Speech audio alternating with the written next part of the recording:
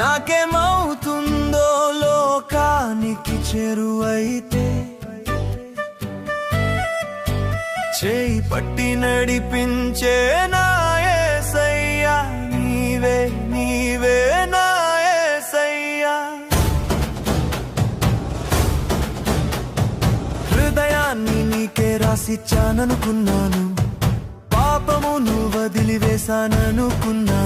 నువ్వే నా సర్వస్వమని నమ్ముకున్నాను తిరిగి లోకపు మాయలో పడిపోయాను